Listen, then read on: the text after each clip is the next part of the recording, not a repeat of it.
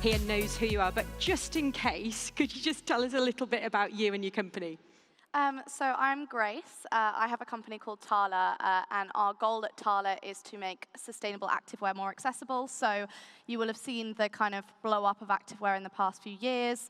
I used to shop every single activewear brand under the sun, very much considered myself a leggings connoisseur, purely based on personal use. And I started to become a bit more aware of kind of what fast fashion meant, what happened in the process of making fast fashion, and then the consumption of fast fashion, and moved away from that completely in kind of the rest of my kind of fashion and what I was wearing, and then realized about 6 months later that my activewear was a complete different story, because when you think about activewear, you think about necessity, you think about something like you can't wear the same jeans to work out in it, so you think it almost needs to be a certain way. And then I looked into sustainable activewear and the options that were out there, and where there were options, and there have been companies that have done absolutely incredible things in the space, they were about 2.5 times the price for a pair of leggings on average for the ones that I was shopping, the Gymsharks, the Nikes, those types of ones that have really, really blown up in the past few years.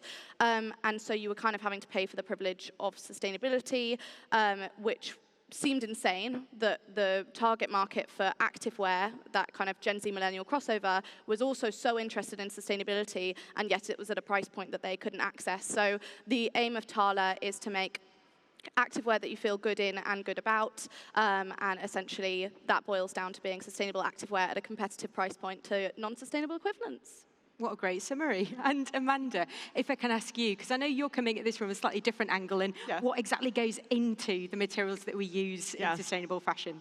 Yeah, so I'm Dr. Amanda Parks, the Chief Innovation Officer and one of the founding team of Pangaia. And I came into fashion through the back door. I'm a material scientist / computer scientist and mechanical engineer, and worked a lot in more traditional tech, and came to sort of into fashion looking at how many opportunities there were in terms of new material development, what was being kind of underutilized in terms of the science that was in the labs was not reaching the markets. And so one of our focuses is, and I'm going to share some examples of what we're bringing out in terms of innovations, but we identify as a material science company, even though we manifest as a fashion brand to the public mostly. Yeah. Now, I'm going to start by asking Grace a few questions, and then Amanda has some, really cool visuals to show you. So I'll start with Grace. Now, I think to some of us, sustainability is often very much associated with upcycling, vintage, that kind of thing. I bought this jacket for the panel. It's vintage with a smattering of Swarovski, but of course it means so much more than that now. To you, what does sustainable clothing mean? And specifically, I guess, activewear. I think it's really interesting, because I think that's what a lot of the misunderstanding around sustainability within fashion is that there's kind of one version of it. And I think that's what puts so many people off. If you look at the breadth of options that you have for fast fashion, and you're kind of able to go on and buy literally everything you want. If you're only thinking about sustainable fashion in terms of vintage, in terms of rental, in terms of all of these different things, you're only looking at one subsection of what you can access in terms of sustainable fashion. And we've got to remember as well that there's not only, the materials, which is a huge part of it, and I think also one of the biggest parts of actually converting people from probably really quite consumeristic, focusing on fast fashion, all of these things, to consuming less and being super sustainable. You have to have that middle ground, and I think materials and still being able to buy newness but being able to do it better is one of the most important things from taking people from A to B. What I would also say is that there are so many different facets to it, and especially within activewear, one of the key problems we faced, and one of the key problems that I think means that activewear is actually so far behind the rest of fashion in terms of people caring about sustainability. Like, I don't think people even look at some of the activewear brands as fast fashion, but actually if you look at it, it really is I think the fact that you probably don't want to rent activewear. I don't. You probably don't want to buy. You can buy secondhand activewear, and I would say that, some people would be happy doing that, but I think it's really important to look at the consumer and be like, okay, probably most people won't be happy doing that. They probably don't want to buy secondhand activewear. You probably don't want to borrow it from your friend, because I've seen some of my friends in the gym, I don't want to be wearing their sports bra after they bought it. So all of these different options that kind of present themselves as part of sustainable fashion, I think are actually completely knocked off when it comes to activewear. So that's why I absolutely love what Pangaia have been able to do, especially within the materials sector.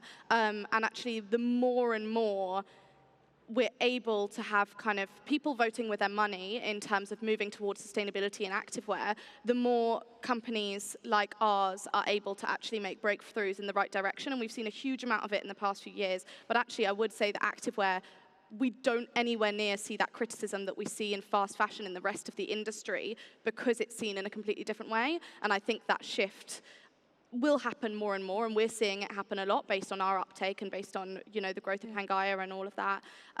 So I think, in summary, it can manifest as so many different things, and the important thing is working out what for you that sustainability manifests as, because ultimately, if it's not something that works for you and your wardrobe and your consumption habits, which will probably change over time as you make better decisions, then it's not something you're going to stick to. And therefore, you're probably going to go back to shopping how you were before. Yeah, and looking at the actual materials in Afwear, basically, you've got that problem, haven't you? You need some very specific properties. You need maybe moisture wicking. You need elasticity in certain areas. You need stretch. And I guess that presents you with a lot of problems or challenges when you're looking at the materials you would like to use. What are the challenges, and how are you facing them? So we were actually just talking about this right before we kind of came on stage. It's one of the biggest obstacles, I'd say, in terms of sustainable activewear, is the fact that if your activewear doesn't perform well enough, it won't be sustainable. Because at the end of the day, whether that's not sustainable because it falls apart, whether that's not sustainable because someone switches back to a non-sustainable brand afterwards, any of those things don't help us towards the end goal. They might nudge us a bit in the right direction, but ultimately it doesn't kind of take us where we need to be. So I'll be the first to say that we've made things, and we've had to go through mistakes to be able to do this, because when you're thinking about like long-term wear, there's quality control, but you can take that so much further if you're thinking of like, will this last for 3 to 5 years where someone is jumping up and down in it every day? It's very different from someone buying a kind of sustainable co-ord or whatever it might be. It has to be put to the test so much more. So then you're looking at things like elastane properties and the fact that you probably have to have some stretch and all of these things to be able to make that activewear work. And that comes with a lot of challenges, and especially so, just to kind of anecdotally, when I was trying to start TALA in my second year at university, I was talking with a lot of factories and kind of production on how we could make this sustainable activewear at this price point that wasn't £100 for a pair of leggings. And we just came back to the idea again and again and again that we actually couldn't. And the thing that made us able to do our leggings at £40, which was the first time we kind of produced our first ever seamless leggings, was we actually took that recycled content from 100% down to 92%, and that 8% was elastane. And I remember I was against that for so long, because I was like, no, we've got to get it 100%. I want that recycled content. I want us to be ticking these boxes. And then actually thinking, well, if it's £100, think of the amount of people that can't get that price point between £40 and £100. There are people filling that £100 one, and yes, that will mean that in that particular legging, we're less sustainable, technically. But if you actually think of the amount of people that can access that better point of sustainability, rather than only having those kind of like non-sustainable options here, it is actually that much more sustainable. So I think the really important thing here is thinking of like the nuance in all of these conversations, and actually, when you're trying to build a sustainable brand, it is just these conversations again and again and again and again. We'll be developing a product for months and months and months, and we'll just get to a point where we're like, actually, we're not comfortable with that. Or it will be like, actually, this isn't anywhere on the market in a point that is anywhere meaningfully sustainable. So this can be our first point. We want to get to here by next year.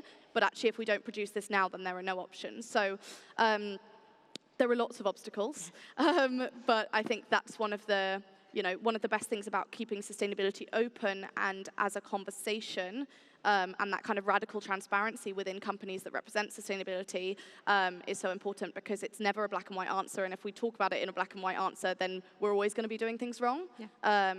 So yeah. Yeah. No, well, I think that leads us beautifully on to Amanda to basically tell us what goes into the materials that potentially Grace is going to be using in her products, and in general, how I guess the industry and technology is progressing. So yeah, if we can start with Amanda's slides, please. Yeah, so basically thinking about how everything that's happening here in the tech world starts to kind of align with fashion. So I think I can advance this myself, though it's not Are I can see is this it, screen. is anyone seeing my slide? Oh, there we go. Okay, wait, we got to go backwards. Okay. So, wait. Oh, the video's not starting. Was working before. Okay, well, I'll just start talking because I'm not sure why it won't advance to a video. But we are a company that is very much focused on nature and how we rebalance the natural ecosystem through material innovation. So we are focused on science, purpose, and design, and kind of collectively. And you might recognize us for our iconic tracksuits that got very popular, especially during work from home life during COVID. And we have this, this basically trademark transparency text, which talks about what the materials are in the garment, a little bit about what treatments are on it, where it's made, et cetera. But what's going on inside our company, and this is why it's exciting to be back out in the physical world talking about it, is we have a hybrid business model between D2C, so our online presence, our brand, as well as a back-end B2B where we are making all the innovations that we develop accessible to other brands, because we believe in the beauty of fashion is that there's many different visuals, aesthetics, price points, et cetera, and we want to be able to kind of service and share innovation. So the philosophy that I developed for us is called high-tech naturalism, where we look at places where there's an abundance of nature, like agricultural waste or carbon, and then utilize high-tech processes and science and tech to actually convert and augment those kinds of things. So I'll give you some examples. And I love what you were saying. This goes very much along with sustainability is always about a series of compromises. And we're kind of on this journey. It's not about one particular right solution in any one place or time. One example that very, very much embodies our philosophy is called flower down. This is an alternative to animal down that also has no synthetics in it. So it's made from waste wildflowers, which is very low-tech material, mixed with cellulosic aerogel and biopolymer, high-tech materials that actually give it the same performance as traditional animal down. And we have developed a whole portfolio of new innovations from lots of different kinds of agricultural waste, looking at seaweed, et cetera, new nettle denim that we've launched, hemp, et cetera, so kind of spreading across the natural world. And we also have become a real leader in accelerating innovation through collaboration with really cutting-edge startups. And I'll share a couple of these things that we just launched. So this is Colorifics, which is basically lab-grown, so bacterial dye. So literally the bacteria themselves have been taking the DNA from existing color in nature, transposing it into a microorganism, and growing the color that way. Let's see if this will start. There we go. OK, good. We're going to get a little bit of video now. OK, so I'll just let this. These are just tiny little videos to share kind of some of the process.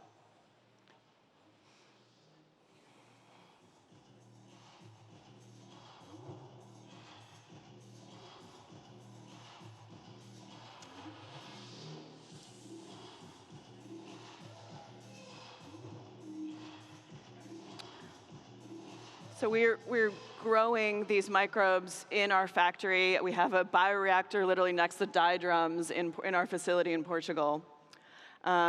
This just launched last week. This is the first ever biofabricated hoodie. So this is made from what's called brood protein. It's based on basically the DNA of spiders from a company called Spiber that's been in development for about 12 years. This particular hoodie's been worked on for 5. So these timelines are no joke.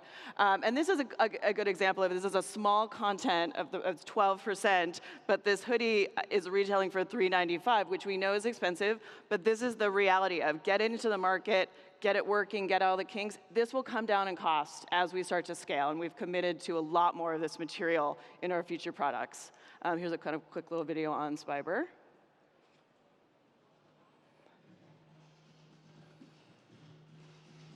So as you can tell, we very much, I'm a big fan of biofabrication and the power of biology, everything that once we sequenced the human genome, it just broke open the opportunity for new innovation, and very particularly in the material space, and all of the savings that we can make in terms of resources, land, energy, by utilizing very harnessed particular biology. So.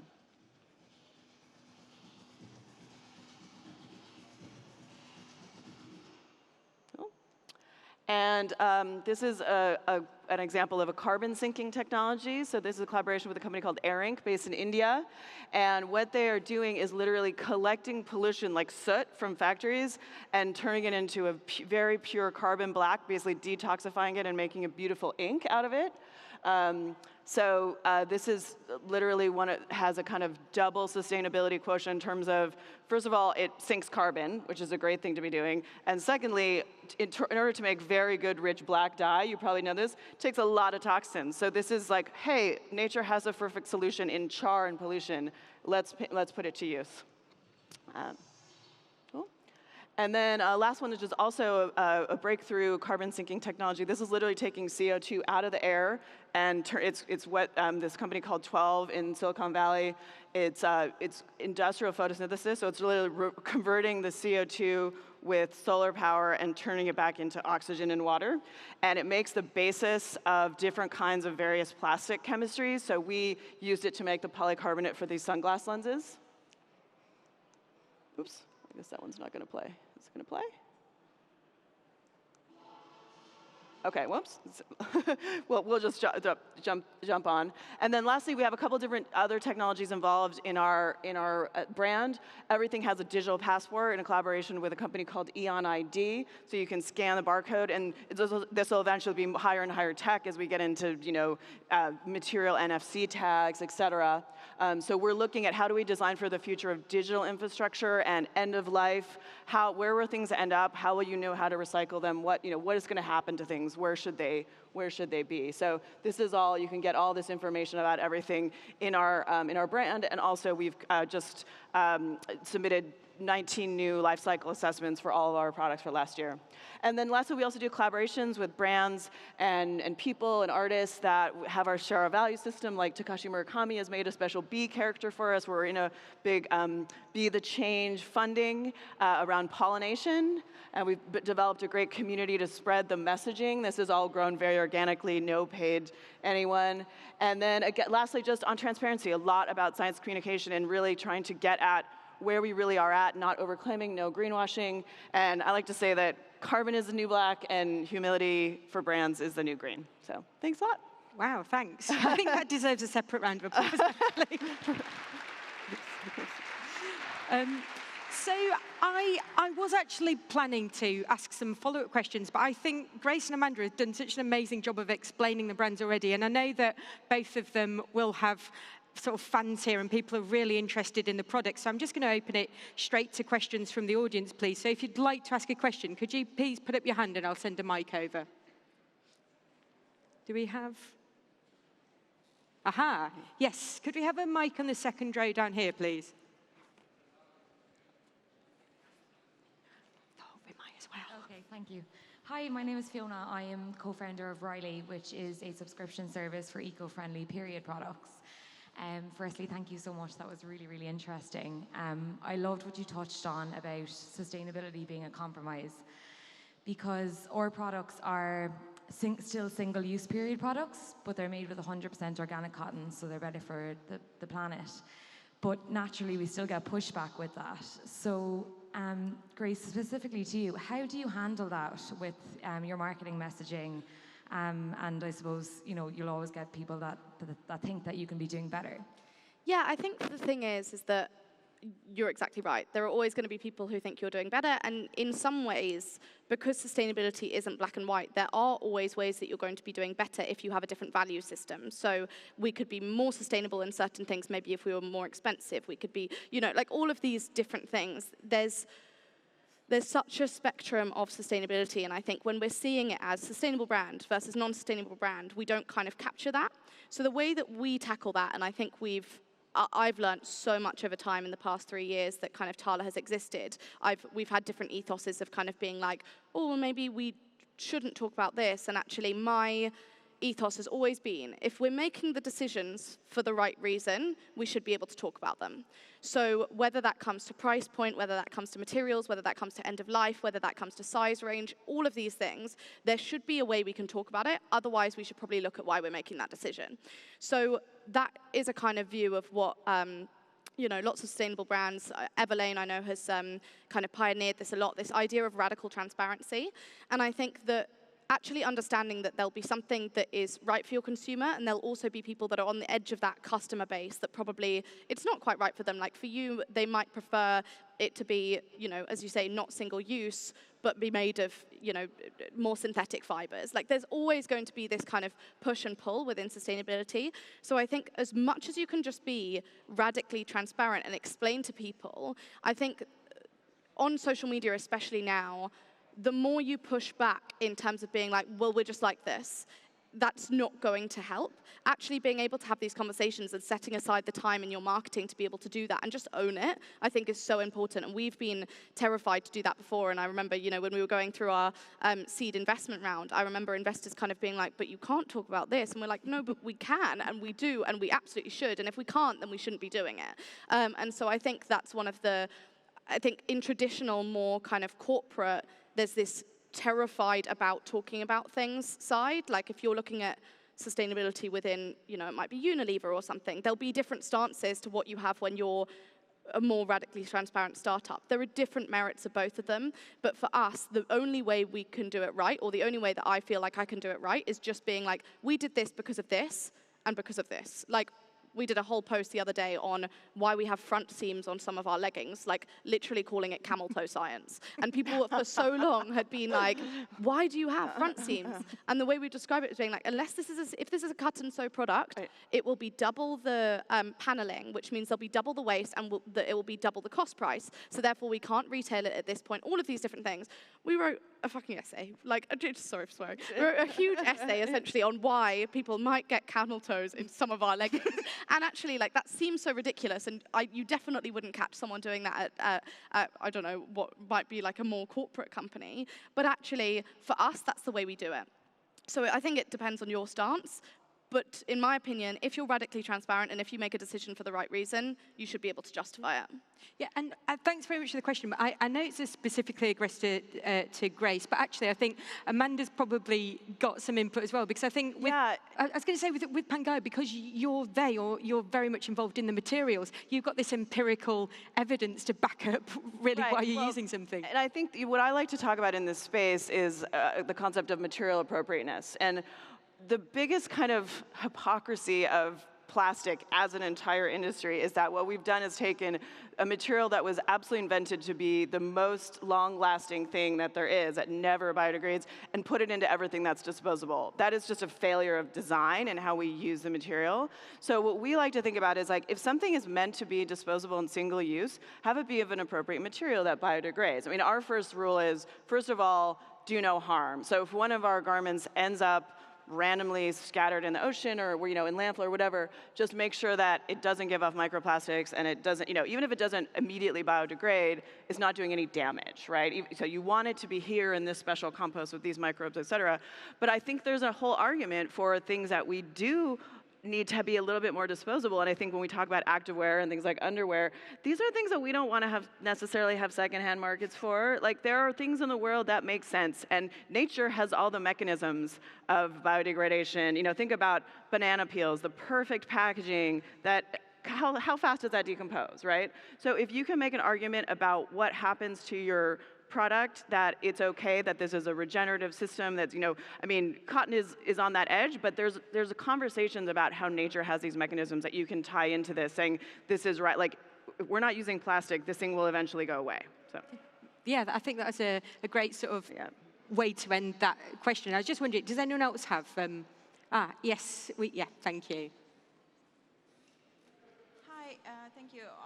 Because of the changing in the program, I missed a bit of the beginning, but I wanted to ask maybe both of you, in the context of sustainability fashion, what would you think can be done with fast fashion websites that are affordable, like Shein? You can buy, 10 items of clothes for the price that you would pay for one item in another store, And both you as an influencer and you as being part of the industry, how do you think you can make these brands more sustainable, or is there a way to collaborate with them and maybe raise more awareness and influence them to become sustainable as well?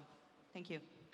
Yeah, I mean, if you want me to, I can jump in. Yeah, so there's a couple different angles that we take on this. I am convinced that fast fashion is slowly dying. It's not going to ever totally, biodegrade. But just the business model itself is unsustainable in the sense of just the economics of growth just don't make any sense in the long term. So that will not stay there. But I think there's a couple of other things that can happen in the meantime.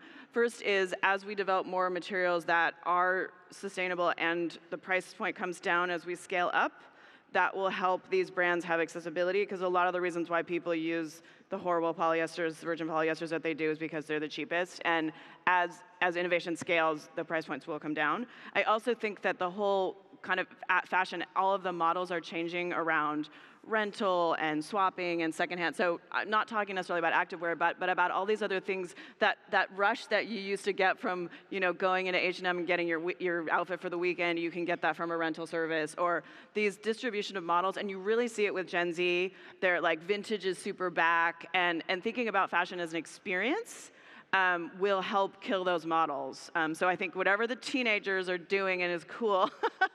So I think we have seen it with some of the Western fast fashion brands are declining. Shein is its own other world, but yeah, that's my sort of overall take on it. Is different business models, materials coming down, and regulation as the models are changing. Like New York City has all these transparency laws that are going into place. So if you're a U.S.-based brand, you have to declare a lot of things that companies like that wouldn't be able to, or would be awful. So yeah. Yeah, I think from my point of view, I completely agree with all of that, and I think regulation's a really important point as well, because at the moment, sustainable brands are fighting a lot of the battle to be able to get people to switch to things that actually should be, there should be governmental regulations in place to be able to improve these things. Again, would agree that Shein is an entirely different ballgame to a lot of it. If you look at the recent Business of Fashion evaluation of the amount of new styles produced, Shein is say if you look at Shein and it's this many, Boohoo and Misguided are down here, and Zara are down here, which is terrifying. It's absolutely terrifying. I do completely agree. I think there's I think one of the biggest actually reasons that in the end made me properly move away from fast fashion was actually how horrible I felt when I was wearing it, because not only is it often ripped off from small designers, it's often, even if it was the nicest thing in the world, the thread's going to come off next week, and And it literally smells. The off. No. If you haven't been in a fast fashion store in a while, and you go in, you're like, whoa, the off-gassing of the polyester is, It's just, it's not nice. And I think the thing is, currently, what we can do. Well, I think what consumers can do is, first of all, is vote with their money. And I think that what we can do to allow people to vote with their money is provide more options. So that's why, our ethos at TALA is okay, don't quote me on the first part of this. Forget the sustainability. Yeah. Everything needs to be perfect. So when we know the baseline of sustainability we have, if we're going into a fit session, where we're looking at the kind of a pair of leggings, for example, how it fits, a sports bra, how supportive it is, how good it looks, where it kind of cuts into you, what type of impact it is, all of these things. Forgetting the sustainability, is it better than other things on the market? Because if you're making something and just using that sustainability as a card to be able to put yourself slightly above other products, people are not going to stick to that. I wholeheartedly believe in the fact that people think they care about sustainability, but they actually don't. And that is shown by the fact that people do not switch unless it is something that is essentially an exact equivalent. So in my opinion, what we can be doing is providing better options that tick every single box outside of even sustainability. And outside of that, what people can be doing is encouraging, whether it's a kind of like or a share or general support of that brand if they're not necessarily kind of following it at the moment, engaging in those conversations with their friends, choosing better options. And so it's kind of, because it's such a self-perpetuating cycle, the change needs to be from all sides. But until we have those good options, as far as I'm concerned, we can't really be making changes, because you can't expect people to get to here from here by just telling them to stop consuming. It's not realistic. Yeah, and we're the same with we first got noticed for having the perfect tracksuit, and then the sustainability messaging kind of, people were like, oh wow, they were really into the textiles, and we had spent really a year and a half developing the textiles, and that's what people got that's how people came to our brand first. Yeah. And and it's almost, I always feel like you know, we'll post, we talk about our sustainability regardless, and we'll post about it. The engagement on that will be a fraction of what we get from someone looking nice in something. Yeah. And so we know, it's like, please, please engage more. But actually, we know people care, but they care on top of the baseline of it looking good, feeling good, doing good, being a nice design, the color being, like all of these different things. You cannot expect those things to be negligent in the process or negligible in the process, and I'm sure you'll find that as well. It's almost like frustrating. It's like, we know it looks nice, but like, look what we've spent years doing, and millions. I will go to town on scientific messaging and communication. It's a huge part of what we do, and then, you know, all these amazing posts with all this information, and then someone will tag Justin Bieber in one of our tracksuits, and nothing. No one will ever care about science more than they care about Justin Bieber. So I've just made peace with that, and luckily we have both. Yeah. You know, I think the science and Justin Bieber juxtaposition is probably a good sort of way to end this panel. You've been absolutely brilliant, both of you. So if we could get a little bit of appreciation, that'd be wonderful. Thank you. Yeah, I think we're okay. Thank you.